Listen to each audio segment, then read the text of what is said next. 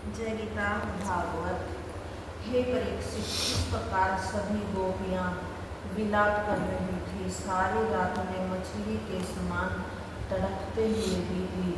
दूसरे दिन सवेरे होने पर सभी गोपियां ग्वाल बैलगाड़ियों में गोरस लाद तथा भैंसे बकरे साथ लिए नंद जी के द्वार पर जा पहुँचे। उस समय वृंदावन के सब स्त्री पुरुष श्री श्याम सुंदर के समीप आकर खड़े हो गए तथा उनके वियोग में आंखों में आंसुओं की धारा बहने लगी। हे परीक्षित, तरह तरह से ब्रजबालाएं विलाप कर रही थी तथा सब लोग लाज त्याग कर उस स्वर से माधव, हे मुकुंद, हे गोपी वल्लभ, हे मुरली मनोहर आदि पुकारती हुई उन्हें अपना दुख सुना रही थी। उनकी ऐसी हालत देखकर अपूर्व कंस की आज्ञा तथा अपने शरीर की शुद्धि को भूल गया। जब उसने वह करुण दृश्य और अधिक नहीं देखा गया तब उसने रथ पर चढ़कर उसे आगे बढ़ाना चाहा, परंतु उसी समय सब रजबालाओं ने आगे बढ़कर उस रथ को पकड़ लिया तथा आयतन करुणापूर्ण हृदय से विनय करते हुए इस प्रकार कहा कि हे गोपी वल्लभ, तुम अपनी गोपियों को अपने विरह सागर में डुबोकर उनके प्राण क्यों लेना चाहती हो? तुम हमें भी अपने साथ ले चलो। हमने अपने कुल परिवार की लज्जा त्याग कर तुमसे प्रीति लगाई है, फिर तुम ऐसा निर्दयतापूर्ण व्यवहार क्यों कर रहे हो? यदि तुम अक्रूर के साथ न जाओ तो कंस तुम्हारा क्या बिगाड़ सकता है? अक्रूर अपना काला मुख लेकर लौट जाएगा।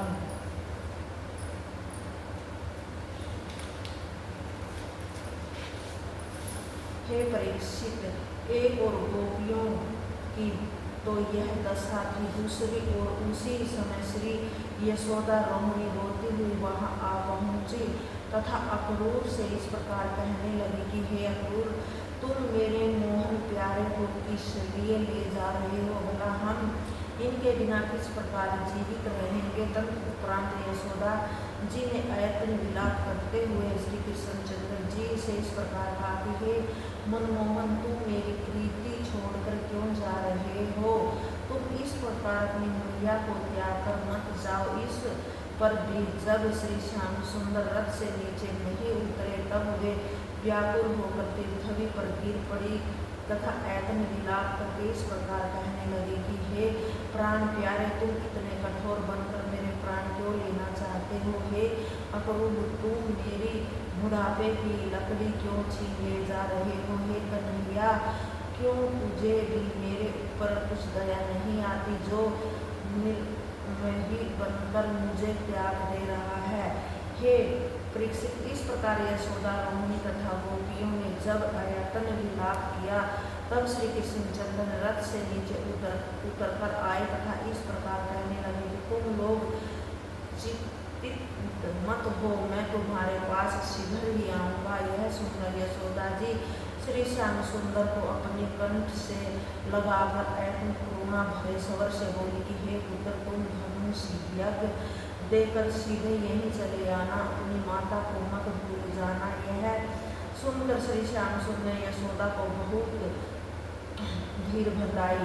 इतनी कथा सुनाकर सुखदेव जी बोले कि हे परीक्षित, जब अपूर ने सबको रोते छोड़कर श्याम बलराम को बैठा रथ को मथुरा की ओर हाका तथा नंद जी सहित सब ग्वाल बाल बैलगाड़ियों में बैठकर चलने लगे, जब तक रथ की ध्वजा तथा धूलि उड़ती हुई दिखाई दे रही थी तब तक यशोदा तथा गोपियों को यह आशा बनी रही कि शायद हमारे प्राणेश्वर अब भी लौट कर घर चले आवे, इसलिए वे उसकी ओर देखती रही। परंतु जब रथ की धूलि दिखनी बंद हुई तथा यशोदा का श्रीवृद्ध एवं मन श्री श्याम सुंदर के साथ चला गया, उस समय यशोदा जी सहित सभी गोपियां मूर्छित होकर पृथ्वी पर गिर पड़ी। कुछ देर बाद जब होश आया तो वे रोती पीटती अपने घर को लौट चली। श्री श्याम सुंदर के गृह में उन्हें मार्ग भी दिखाई नहीं देता था। घर आकर सभी गोपियां श्याम सुंदर के चरित्रों का स्मरण तथा वर्णन करती हुई आयतन शोक में डूब गई। जय गीता भागवत।